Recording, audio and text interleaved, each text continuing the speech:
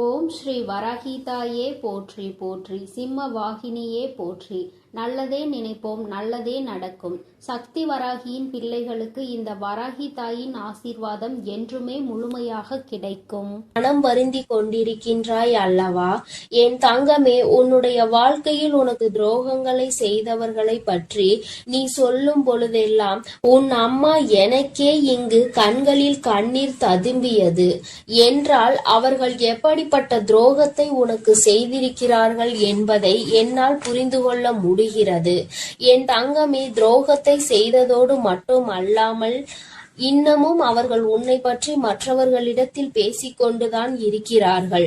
நீதான் எந்த பிரச்சனையும் வேண்டாம் என்று ஒதுங்கி நின்று கொண்டிருக்கின்றாயே தவிர அவர்கள் இன்னமும் ஒருவரிடத்தில் உன்னை பற்றிய வதந்திகளை பரப்பிக் கொண்டுதான் இருக்கின்றார்கள் என்பதுதான் நீ அறிந்திராத உண்மை. நீ என்ன நினைக்கின்றாய் தெரியுமா? நாம் எப்படி இருக்கின்றோமோ அது போலதான் அவர்கள் இருந்து கொண்டிருக்கிறார்கள் என்று நீ நினைத்து கொண்டிருக்கின்றாய். ஆனால் உண்மை என்னவென்றால் அவர்கள் மட்டும் அல்ல, அவர்கள் உடன் பிறந்தவர்களும் இந்த வேலையை தான் செய்து கொண்டிருக்கின்றார்கள். மற்றவர்களிடத்தில் சென்று தேவையில்லாத விஷயங்களை பற்றி பேசிக்கொண்டு தேவையில்லாத விஷயங்களில் தலையிட்டு கொண்டும் இருக்கிறார்கள். என் தங்கமே, இந்த துரோகங்களை செய்தவர்களுக்கு தெய்வம் என்ன தண்டனை கொடுக்க போகிறது என்று நீ அதை எதிர்நோக்கி நின்று கொண்டிருக்கின்றாய் அல்லவா? தெய்வம் இவர்களை இப்படியே விட்டு விடுமோ என்று கூட என் குழந்தை மனதில் சந்தேகம் வந்துவிட்டது அல்லவா? என் தங்கமே, உன்னுடைய சந்தேகங்களுக்கு எல்லாம் பதில் தர வேண்டிய கட்டாயம் இப்பொழுது வந்துவிட்டது. உன் அம்மா அதற்கு முன்பாக அவர்களுக்கு தண்டனை கிடைத்து விட்டது என்ற சந்தோஷமான செய்தியை சொல்வதற்காக தான் இன்று உன் தாயானவள் ஓடோடி வந்திருக்கின்ற. இந்த வராகி எப்பேற்பட்டவள் என்பது உனக்கு நன்கு அறிந்த விஷயம்தானே? உன்னுடைய தாயானவள் அத்தனை சுலபமாக யாரையும் மன்னித்து விட மாட்டாள் என்பதை என் பிள்ளை நீ நன்கு அறிந்த விஷயம்தானே? என் தங்கமே, உன்னுடைய வாழ்க்கையில் இத்தனை துரோகங்களையும் செய்துவிட்டு ஒன்றும் தெரியாதது போல இருந்து விட்டால் உன்னுடைய தாயானவள் நான் விட்டு விடுவேனா என்ன? ஆனால் அதற்கு முன்பாக உன் மீது என்னை விட அதிக அக்கறை கொண்ட உன்னுடைய குலதெய்வம் இதையெல்லாம் பார்த்து கொண்டு அப்படியே இருந்து விடுவார்களா என்ன? என் தங்கமே, உன்னுடைய குலதெய்வம் இன்று அவர்களுக்கான தண்டனையை வழங்கி இருக்கிறார்கள். குழந்தையே, அவர்களுக்கு கொடுத்த தண்டனை என்னவென்று கேட்டால் நிச்சயமாக என் குழந்தை நீ மகிழவும் செய்வாய். அதே நேரத்தில் உன்னுடைய நல்ல மனதிற்கு நீ வருத்தப்படவும் செய்வாய். ஏனென்றால் என் குழந்தையே, தனக்கு துரோகத்தையே செய்தவர்களுக்கு கூட நல்லதை மட்டுமே செய்ய வேண்டும் என்று நினைக்கின்ற எண்ணம் கொண்ட குழந்தை அல்லவா நீ?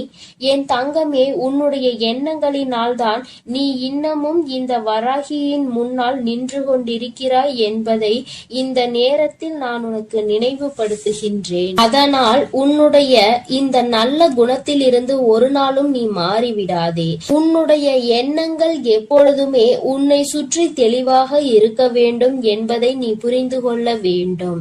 என் தங்கமே, ஒவ்வொரு நாளும் உன்னுடைய வாழ்க்கையில் நீ பட்ட அத்தனை அவமானங்களையும் உனக்கு தேடி கொடுத்தவர்களை இந்த தாயானவள் ஒரு கை பார்த்துவிடலாம் என்று புறப்பட்ட பொழுதுதான் நான் அங்கு நடந்த அனைத்தையும் தெரிந்து கொண்டேன். நான் தெரிந்து கொண்ட விஷயம் என்ன தெரியுமா? உன்னுடைய குலதெய்வம் அவர்களை சந்திக்க சென்றிருக்கிறார்கள் என்பதுதான். அவர்களினுடைய குடும்பத்தின் நிலையையும் நான் அப்பொழுதுதான் புரிந்து கொண்டேன். எல்லோருமே ஏதோ ஒரு வாழ்க்கையை வாழ்ந்து கொண்டிருக்கின்றார்களே தவிர யாருக்குமே மனதில் நிம்மதி இல்லை. அதற்கு காரணம் என்னவென்று நானும் ஆராய்ந்து பார்த்தேன். நாம் அல்லவா அவர்களுக்கு தண்டனையை கொடுக்க வேண்டும் என்று புறப்பட்டு வந்தோம். இங்கே வந்து பார்த்தால் அவர்கள் ஏற்கனவே தண்டனையை பெற்று வாழ்க்கையில் நல்ல நிலையில் இல்லாமல் வேதனைப்பட்டு கொண்டிருக்கிறார்களே என்று எனக்கு தோன்றியது. உடனே இது யாரால் கொடுக்கப்பட்டது, எதனால் நடந்தது என்று நான் தெரிய முயற்சி செய்யும் பொழுதுதான் உன்னுடைய குலதெய்வத்தினை நான் எதிரில் கண்டேன். அவர்கள் என்னிடம் சொன்ன அந்த விஷயங்களை தான் நான் இப்பொழுது உன்னிடம் சொல்லிக் கொண்டு இருக்கின்றேன். என் தங்கமே, இப்பொழுது அவர்கள் சொன்ன விஷயத்தை நான் உனக்கு சொல்கிறேன், கவனமாக கேள். அவர்கள் மனவேதனை அடைந்து இதனை என்னிடத்தில் பகிர்ந்து கொண்டார்கள். என்னிடத்தில் அவர்கள் சொன்ன விஷயத்தை நான் உன்னிடத்தில் அப்படியே சொல்லிவிடுகின்றேன். இந்த வராகி ஒரு நாளும் தேவையில்லாத எந்த விஷயங்களையும் உன்னிடத்தில் சொல்ல மாட்டாள் என்று நம்பினால் மட்டும் என் பிள்ளையே, நீ இதனை முழுமையாக கேட்க வேண்டும். அப்பொழுதுதான் இந்த வார்த்தைகளினுடைய அர்த்தங்களும் உணர்வுகளும் உன்னை வந்து சேரும் என்பதை நீ மறந்து விடாதே. என் தங்கமே, உன் குலதெய்வம் என்னிடத்தில் சொன்ன வார்த்தைகள் என்ன தெரியுமா? அவர்கள் உனக்கு ஏற்பட்ட துரோகங்களை கண்டு கொண்டிருந்தார்களாம். எந்த எல்லைக்கு தான் இவர்கள் செல்வார்கள் என்று அவர்களும் எதிர்பார்த்து நின்று கொண்டிருந்த நேரத்தில்தான் இவர்களின் ஆட்டம் ஒரு எல்லையை மீறி சென்று கொண்டிருந்தது. அவர்கள் மனம் வேதனை அடைந்து விட்டார்கள். மனவேதனையின் உச்சம் அவர்களை தண்டித்து விட வேண்டும் என்கின்ற அளவிற்கு கோபம் வந்துவிட்டது. ஒருவராக இருந்தால் பரவாயில்லை, ஒட்டுமொத்த குடும்பத்தோடு சேர்ந்து ஒரே ஒருவருக்கு துரோகத்தை செய்து அவரை பழிவாங்க வேண்டும் என்று நினைப்பது எத்தனை பெரிய தவறு. அது அவர்களினுடைய பிள்ளை. என்னுடைய பிள்ளை வாழ்க்கையில் ஒரு நாளும் யாருக்கும் எந்த துரோகத்தையும் செய்ய நினைக்காத பிள்ளை தன்னிடத்தில் வேண்டும் என்று யாரேனும் கையேந்தி விட்டால் தனக்கு இல்லை என்றாலும் கூட எடுத்து கொடுத்து விட்டு செல்லக்கூடிய பிள்ளை. அப்பேற்பட்ட ஒரு பிள்ளைக்கு இவர்கள் காலம் காலமாக ஓடி ஓடி செய்து கொண்டிருக்கின்ற துரோகங்களை கண்டு இந்த அம்மாவின் மனம் பதைபதைத்து விட்டது என்று உன்னுடைய குலதெய்வம் என்னிடத்தில் சொன்னார்கள். உன்னுடைய துரோகிகளினுடைய மனதில் அந்த எண்ணங்கள் அடங்குவதாக தெரியவில்லை. அதனால் உடனடியாக இவர்களுக்கு தண்டனையை கொடுத்துவிட வேண்டும் என்று முடிவு செய்து அவர்கள் கொடுத்த தண்டனை என்ன தெரியுமா? அவர்களின் மீது இருந்த உன்னுடைய குலதெய்வத்தின் பார்வை திரும்பி விட்டது. இனிமேல் அவர்களின் மீது உன்னுடைய குலதெய்வத்தின் பார்வை ஒருபோதும் செல்லாது. அவர்கள் எப்பொழுதுமே இனி அவர்களினுடைய வேண்டுதலையும் செவி கொடுத்து கேட்க மாட்டார்கள். அவர்கள் குடும்பத்தில் எந்த ஒரு விஷயங்களுக்கும் இவர்கள் சென்று நிற்கவும் மாட்டார்கள். அவர்களுக்கு இவர்கள் ஒரு நாளும் எந்த விதமான ஆசைகளையும் எந்த விதமான வேண்டுதல்களையும் நிறைவேற்றி தர மாட்டார்கள். என் தங்கமே, இவர்கள் எந்த விதமான ஆசீர்வாதங்களையும் அவர்களுக்கு வழங்கவும் மாட்டார்கள். இப்பேற்பட்ட ஒரு தண்டனையை அவர்கள் கொடுத்துவிருக்கிறார்கள். அதாவது அவர்களுக்கு தெரியாத ஒரு விஷயம். கோவிலுக்கு வருவார்கள், தெய்வத்தை வணங்குவார்கள், செல்வார்கள். ஆனால் தெய்வத்தினுடைய அருளும் அன்பும் அவர்களுக்கு கிடைக்கவில்லை என்பதை அவர்கள் ஒரு நாளும் உணரப் போவதில்லை. வெறும் வார்த்தையாக மட்டும்தான் தெய்வத்தை வணங்கி கொண்டிருக்கிறார்கள். உன் குலதெய்வத்தினுடைய அன்பினை இனி ஒரு நாளும் அவர்கள் பெற்றுவிட முடியாது. எந்த ஒரு சூழ்நிலையிலும் ஒரு குலத்தினை காக்கின்ற தெய்வத்தின் முன்னால் சண்டையிடக் கூடாது என்று தெரியாத இந்த பிள்ளைகள் வாழ்க்கையில் இனி நான் எந்த விஷயத்தையும் செய்து கொடுக்க போவது கிடையாது என்று உன்னுடைய குலதெய்வம் மனவேதனை பட்டார்கள். இப்படிப்பட்ட தண்டனையை அவர்களுக்கு கொடுத்து விட்ட பிறகு இனிமேலும் இவர்கள் வாழ்க்கையில் அனுபவிப்பதற்கு என்று வேறு எதுவும் இல்லை. என் தங்கமே, அதனால் உன்னுடைய குலதெய்வம் கொடுத்த தண்டனையை அதிகம் என்பதை நீ புரிந்து கொண்டு உன் அம்மா நான் திரும்பி வந்து விட்டேன். என் தங்கமே, அவர்கள் வாழ்க்கையில் ஒவ்வொரு விதமான கஷ்டங்களையும் அனுபவிக்கிறார்கள். ஒவ்வொரு விதமான சூழ்நிலைகளும் அவர்களை காயப்படுத்தி கஷ்டப்படுத்தி கொண்டுதான் இருக்கிறது. ஆனால் அவர்கள் எதையுமே வெளியில் சொல்வதில்லை. அப்படியே மறைத்து வைத்து வெளியில் சொன்னால் எங்கே நாம் செய்த தவறினால் நமக்கு கடவுள் கொடுத்த தண்டனை என்று சொல்லி விடுவார்களோ என்று நினைத்து சொல்லாமல் இருக்கிறார்கள். மாறாக அவர்கள் ஏன் என்றால் மற்றவர்களை பார்த்து இதே வார்த்தையை சொல்லி இருக்கிறார்கள் அல்லவா? ஒருவருக்கு ஏதேனும் பிரச்சனைகள் வந்துவிட்டால் தெய்வம் தண்டனை கொடுத்து விட்டது என்கின்ற வார்த்தையை எளிதாக பிரயோகித்தார்கள். இன்று அதே வார்த்தை நம் பக்கம் திரும்பும் என்ற பயம் அவர்களுக்கு இருக்கிறது. என் பிள்ளையே, ஒரு விஷயத்தை தெளிவாக புரிந்து கொள்ள வேண்டும். தெய்வம் ஒரு நாளும் தன்னுடைய குழந்தைகளை தண்டிக்காது. அவர்களுக்கு திருந்துவதற்கான வாய்ப்புகளை தான் கொடுப்பார்கள். அதையும் மீறி ஒரு குழந்தைக்கு தெய்வத்திடம் இருந்து தண்டனை கிடைக்கிறது என்றால் அவர்கள் வாழ்வதற்கே தகுதியற்றவர்கள் என்பதை புரிந்து கொள்ள வேண்டும். என் தங்கமே, உனக்கு துரோகத்தை கொடுத்தவர்களுக்கு இத்தனை பெரிய தண்டனை கொடுத்தது உனக்கும் கூட கஷ்டமாக இருக்கலாம். ஆனால் இனி எதுவுமே செய்ய முடியாது. வாய்ப்புகள் கொடுக்கப்பட்டதை பயன்படுத்தாமல் அதை அப்படியே விட்டு விட்டார்கள். இனிமேல் அவர்கள் வாழ்க்கைக்கான பொறுப்பினை அவர்கள்தான் ஏற்றுக்கொள்ள வேண்டும். இனி எதற்குமே தெய்வம் அவர்கள் பக்கம் நின்று அவர்களுக்காக ஒரு நாளும் எந்த ஒரு விஷயத்திற்காகவும் அவர்கள் வாதாட மாட்டார்கள். என் குழந்தையே, நீ மன நிறைவோடு உன்னுடைய குலதெய்வத்தை நீ தைரியமாக வணங்கு. யாரும் உன்னை எதிர்த்து எந்த கேள்வியும் கேட்க முடியாது என்பதை புரிந்து கொள்.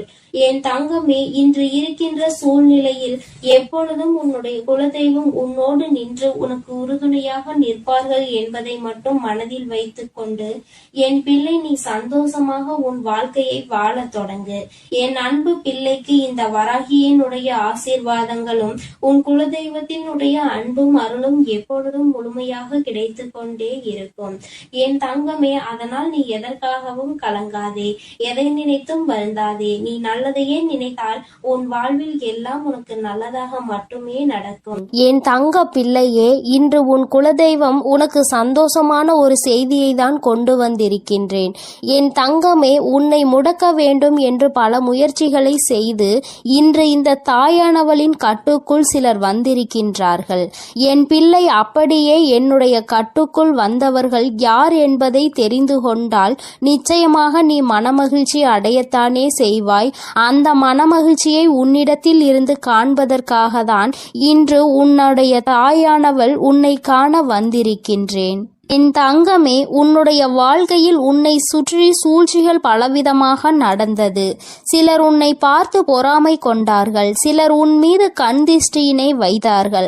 ஆனால் ஒரு சிலர் உன்னை முடக்கி அழிக்க வேண்டும் என்று நினைத்தார்கள்.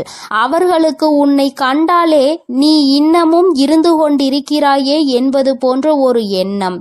இது போன்ற எண்ணங்களை கொண்டு உன்னை சுற்றி சுற்றி வந்ததோடு மட்டுமல்லாமல் நீ சிரித்தால் அவர்களும் நல்லவர்கள் போல சிரிப்பார்கள். நீ என்ன சொன்னாலும் அதை அவர்கள் ஒன்றும் தெரியாதது போல தலையாட்டி கேட்பார்கள். எல்லா விஷயங்களை தெரிந்து வைத்து கொண்டே உன்னிடத்தில் ஒன்றும் தெரியாதது போல நடித்து கொண்டிருந்தார்கள். இது போன்று உன் வாழ்க்கையில் உன்னை அழிக்க சூழ்ச்சிகளை செய்தவர்கள் என் தங்கமே, நீ சில நேரங்களில் உன் வாழ்க்கையில் என்ன நடக்கிறது என்று புரியாமல் தவித்து நின்று கொண்டிருப்பாய்.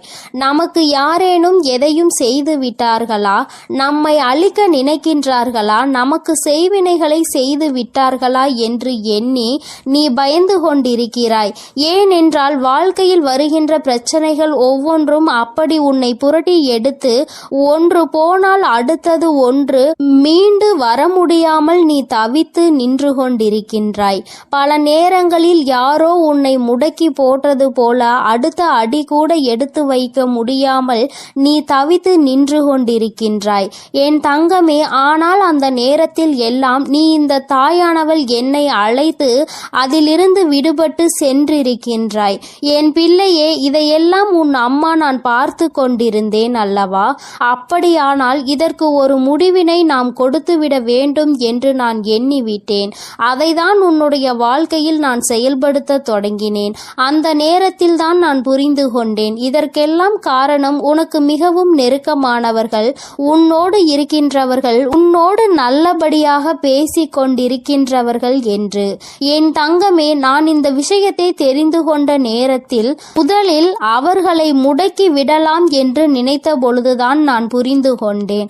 அவர்கள் செய்த தவறை நாம் செய்ய வேண்டாம். எல்லோருக்கும் குடும்பம் என்ற ஒன்று இருக்கின்றது.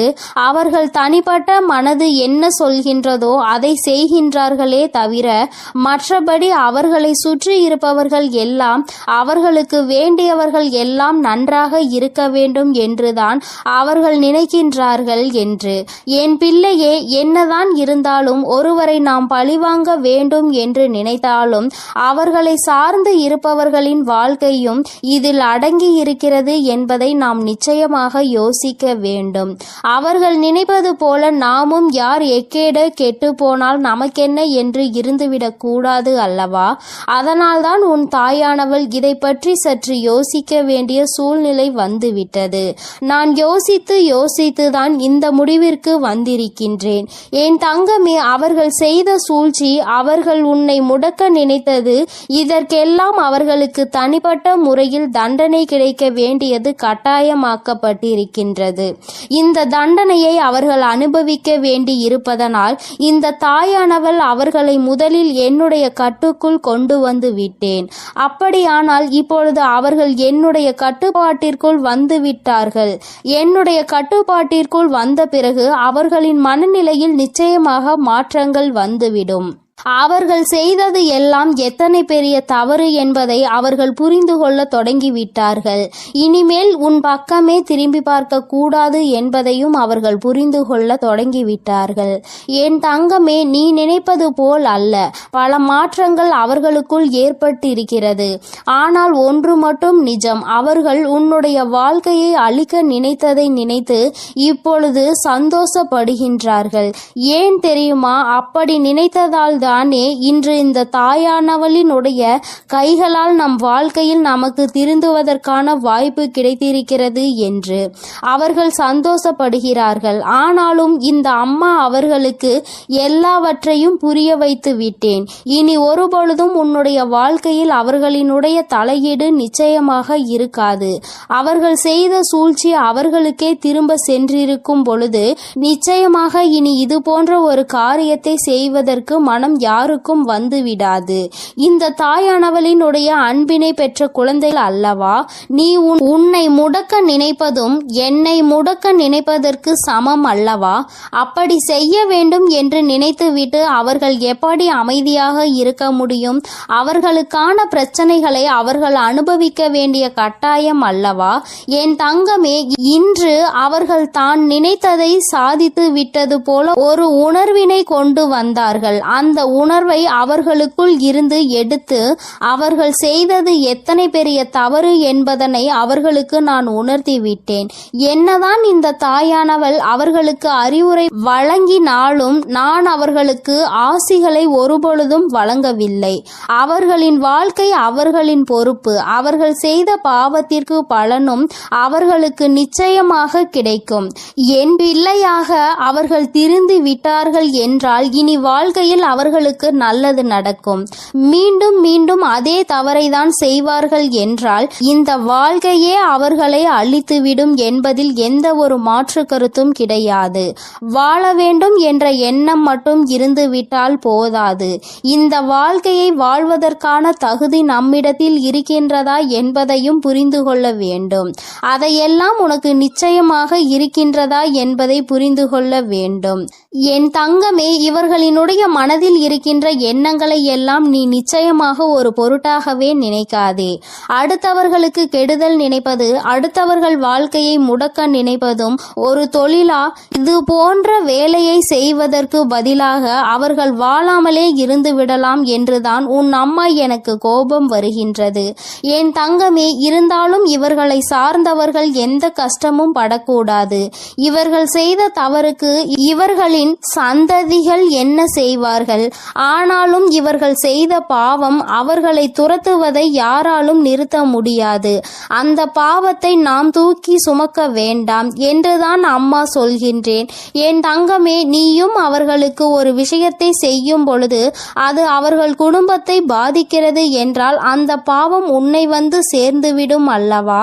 என் தங்கமே, அவர்கள் மிகவும் நல்லவர்களாக இருக்கலாம் அல்லவா? அதனால் என் பிள்ளையே, நீ யாரையும் வஞ்சிக்காதே.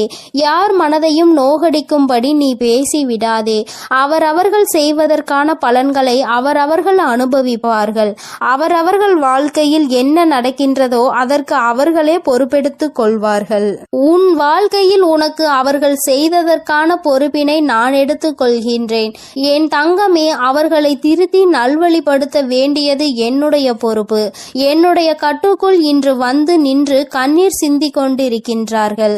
அவர்கள் செய்த தவறை எண்ணி என்னிடத்தில் வருந்தி கொண்டிருக்கின்றார்கள்.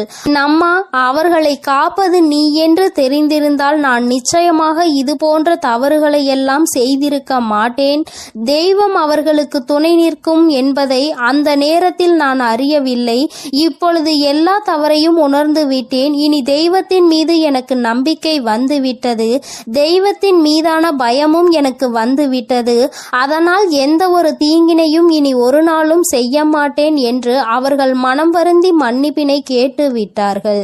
என் தங்கமே, இனி ஒரு நாளும் நீ இதனை நினைத்து மனம் கலங்க வேண்டாம். இனி உன்னுடைய வாழ்க்கையில் எல்லாமே நீ நினைத்தது போல நடக்கும்.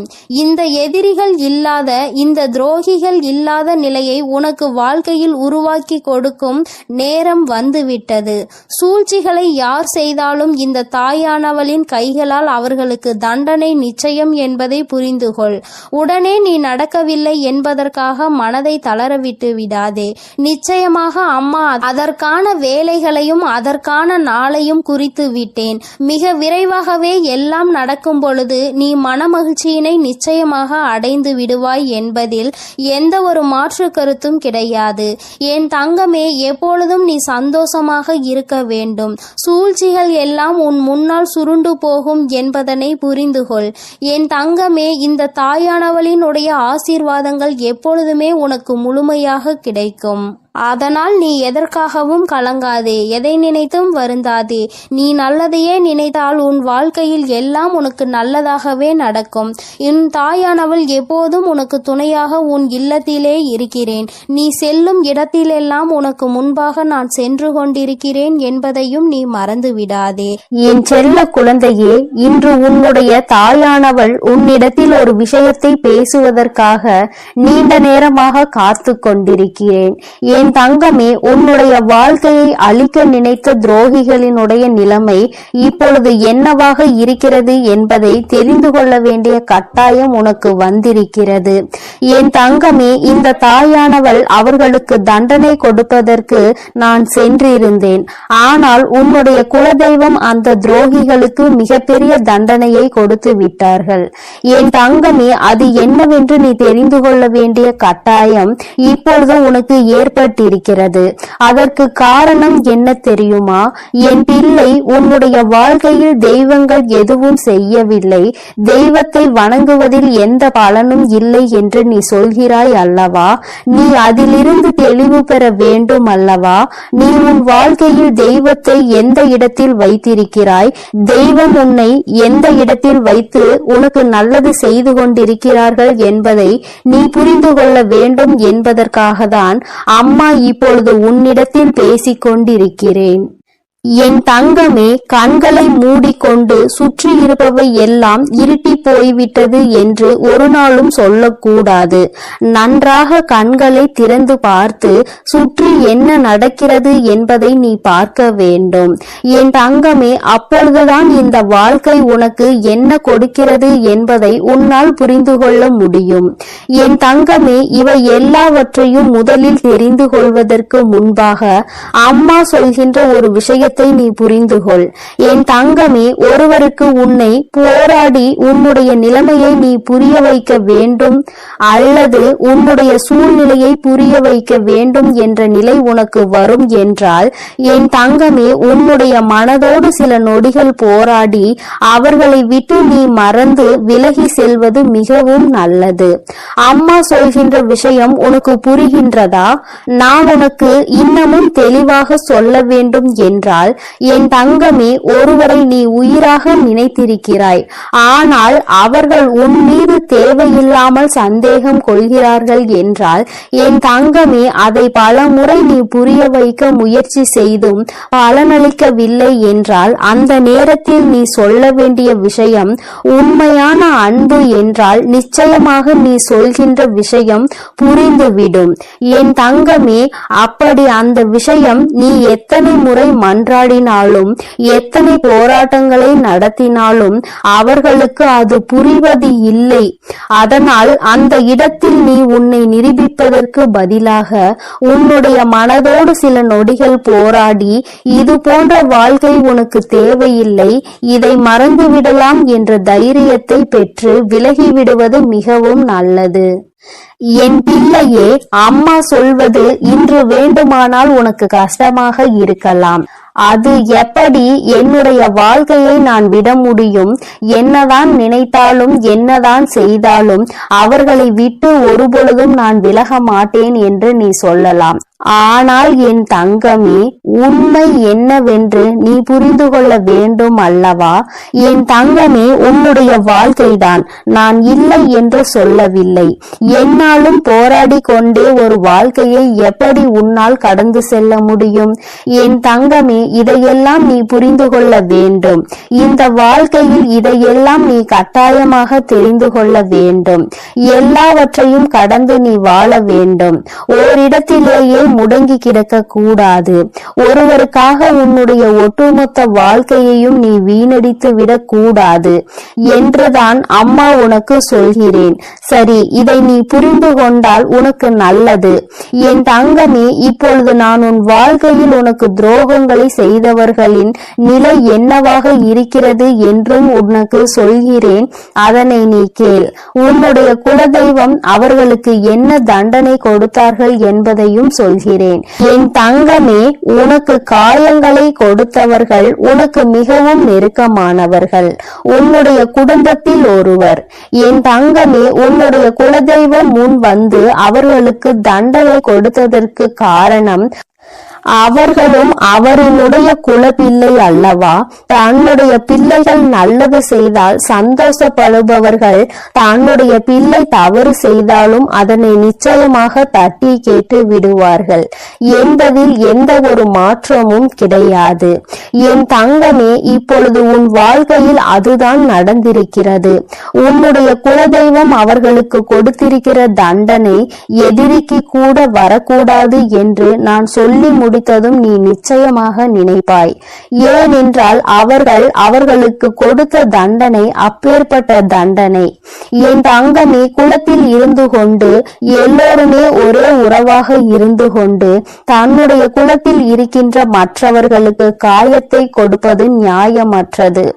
இதையெல்லாம் கேட்பதற்கு யாரும் இல்லை என்று அவர்கள் நினைத்து விட்டார்களா? இந்த குலதெய்வம் எதற்காக இருக்கின்றார்கள் என்பதை புரிந்து கொள்ளாமல் அவர்களுடைய ஆட்டம் அதிகமாகி விட்டது.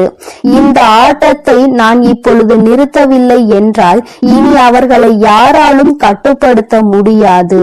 இதற்கு இவர்களுக்கு நான் கொடுக்கக்கூடிய தண்டனை அவர்கள் காலத்திற்கும் மறக்க முடியாத தண்டனையாக இருக்க வேண்டும். அதற்காக அவர்கள் செய்த விஷயம் என்ன தெரியுமா?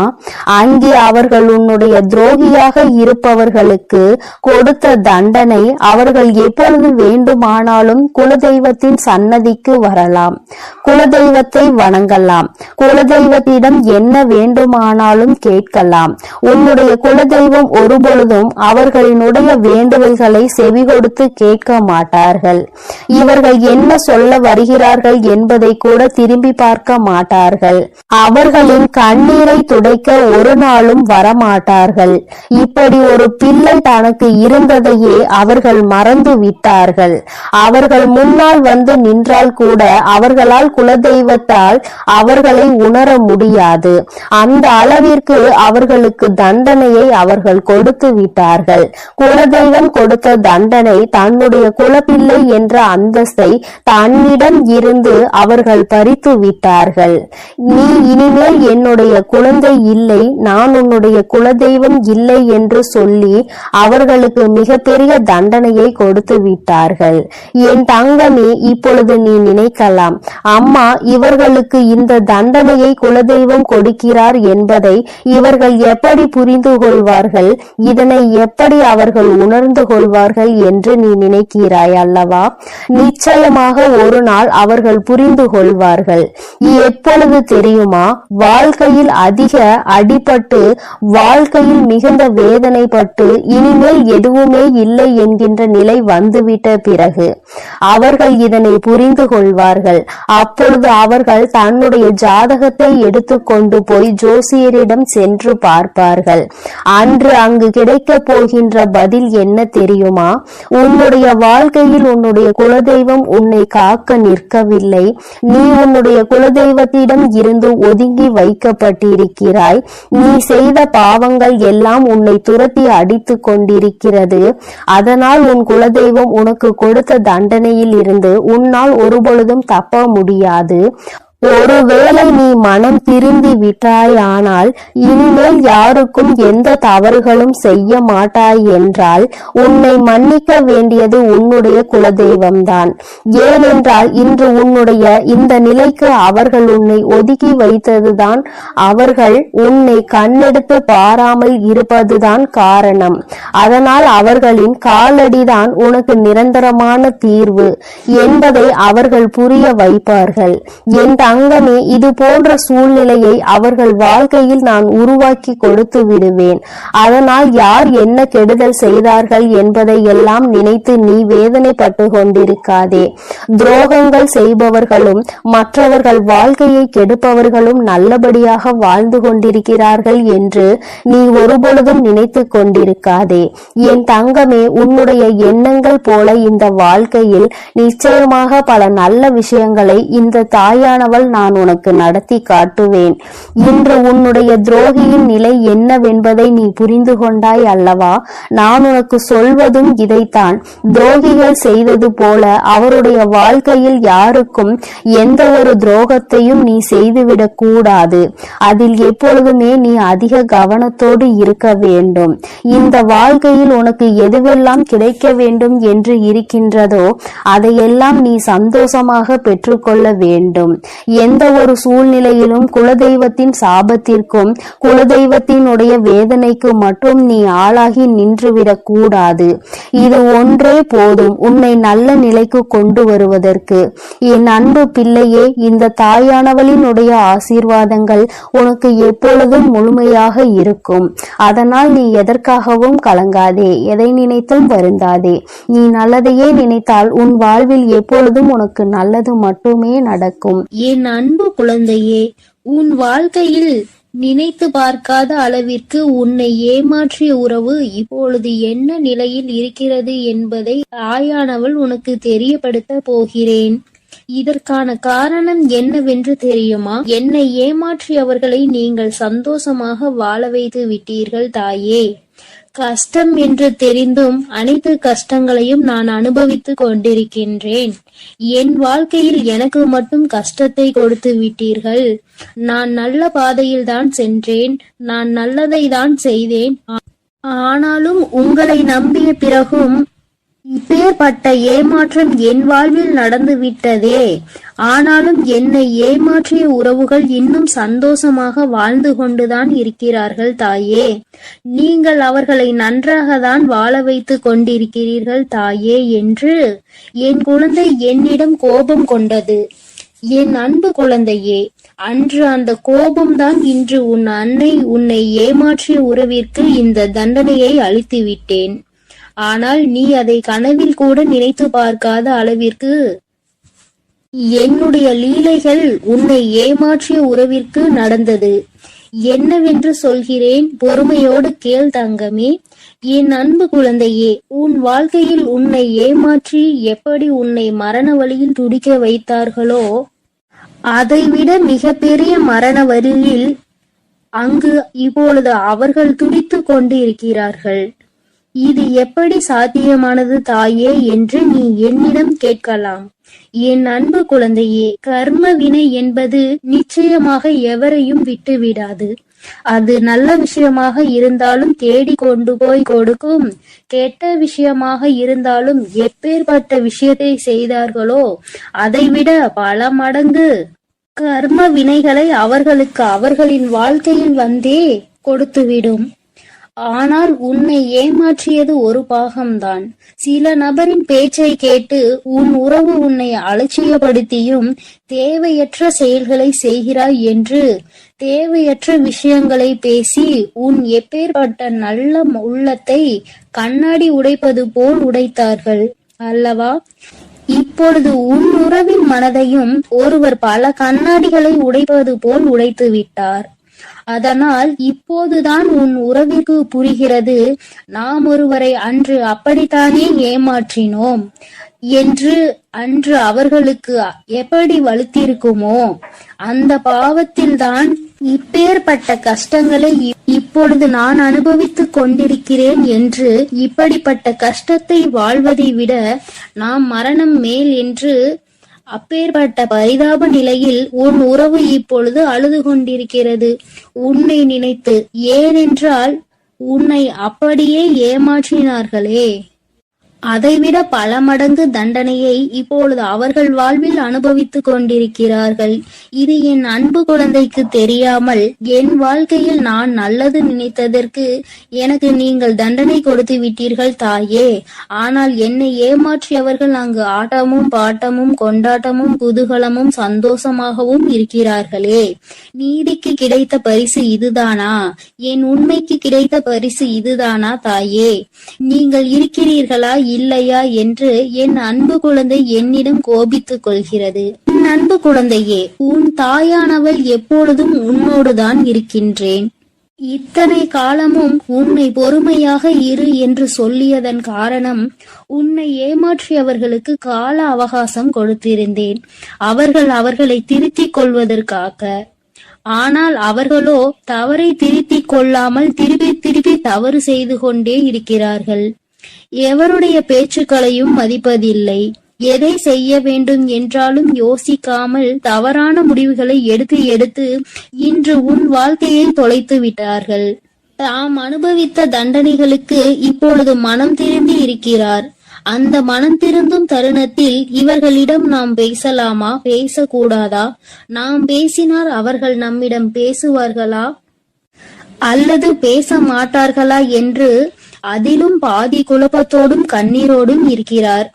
உன்னை ஏமாற்றிய உறவுகள், ஆனால் என் அன்பு குழந்தையே, உன்னை ஏமாற்றிய உறவுகள் இப்பொழுது மனம் திரும்பி வாழ்க்கையில் எது உண்மையான உறவு, எது பொய்யான உறவு என்று சிந்தித்துக் கொண்டிருக்கிறார்கள். ஆனால் அவர் அடுத்து பேசக்கூட நேரிடும். உன்னோடு சேர்ந்து வாழ வேண்டும் என்று சொல்வதற்கு கூட அதிக வாய்ப்புகள் உண்டு. அதனால் இப்பொழுது நீ என்ன முடிவு எடுக்கப் போகிறாய் என்று உன் கரங்களிலே நான் அதை விட்டு விடுகிறேன். என்னிடம் சொல்ல வேண்டிய விடயங்களை உன்னுடைய பிரார்த்தனைகளில் வை. அதற்கான பதிலை கூடிய விரைவில் நான் உனக்கு கொடுப்பேன். எது வேண்டுமானாலும் என்ன வேண்டுமானாலும் உன் அன்னையிடம் உன் மனதில் பட்டதை அப்படியே சொல்லிவிடு. அதற்கான பதிலை உன் தாய் நாளையே கொடுக்கிறேன்.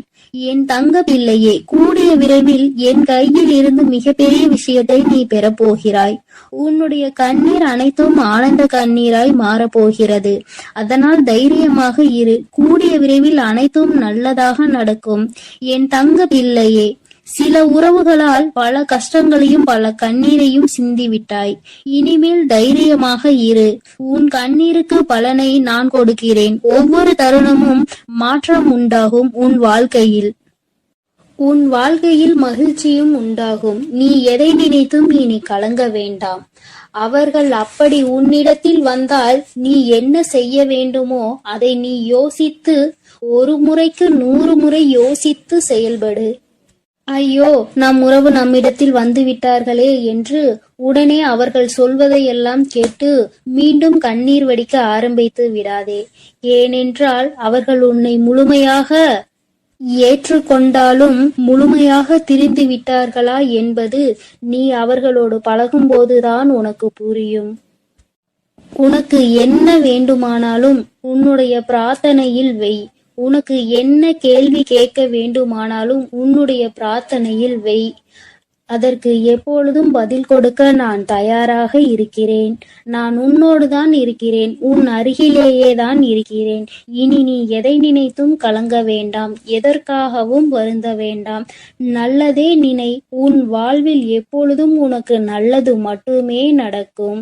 என் அன்பு பிள்ளையே, இதுவரை நீ அழுது கொண்டிருந்த நாட்கள் எல்லாம் முடிந்து விட்டது. இனி வரப்போகும் நாட்கள் உனக்கு நல்லதாகவே அமையும். ஓம் சக்தி, ஓம் ஆதிபரா சக்தி, ஓம் சக்தி, ஓம் ஆதிபரா சக்தி. ஓம் சக்தி, ஓம் ஆதிபரா சக்தி, ஓம் சக்தி, ஓம் ஆதிபரா சக்தி. ஓம் ஸ்ரீ வராகிதாயே போற்றி போற்றி, ஓம் ஸ்ரீ வராகிதாயே போற்றி போற்றி. பஞ்சமியின் நாயகியே போற்றி போற்றி, சிம்ம வாகினியே போற்றி போற்றி. என் அன்பு பிள்ளையே, உன்னுடைய தாயானவள் எப்பொழுதும் உன்னுடனே இருந்து உனக்கான அனைத்தையும் நான் சரி செய்து கொடுப்பேன் என்ற நம்பிக்கையோடு நீ இருந்தால் போதும். உனக்கு கஷ்டம் வரும் நேரங்களிலெல்லாம் என்னுடைய நாமத்தை நீ உரக்கச் சொல்லிக் கொண்டே இரு. இந்த தாயை மீறிய சக்தி உன்னுடைய வாழ்க்கையில் எதுவும் கிடையாது. என்னுடைய நாமத்தை நீ சொல்லிக்கொண்டே இருப்பாயானால் உன்னை நெருங்குகின்ற ஆபத்து வந்த வழி தெரியாமல் பறந்து போகும் என்பதை நீ நினைவில் வைத்துக்கோ. என் தங்கமே, உன்னுடைய தாயானவள் எப்பொழுதும் உன்னோடுதான் இருக்கிறேன். அதனால் நீ எதற்காகவும் கலங்க வேண்டாம், எதை நினைத்தும் பயப்பட வேண்டாம். நான் உன்னோடு இருக்கிறேன் என்பதை நினைவில் வைத்துக்கொண்டு நீ உன்னுடைய அன்பு குழந்தை, என் அன்பு பிள்ளைகளுக்கு இந்த வராகி அம்மாவின் ஆசீர்வாதமும் அருளும் முழுமையாக கிடைக்கட்டும். ஓம் அண்ட பேரண்டமே போற்றி, ஓம் ஆதி வராகியே போற்றி போற்றி.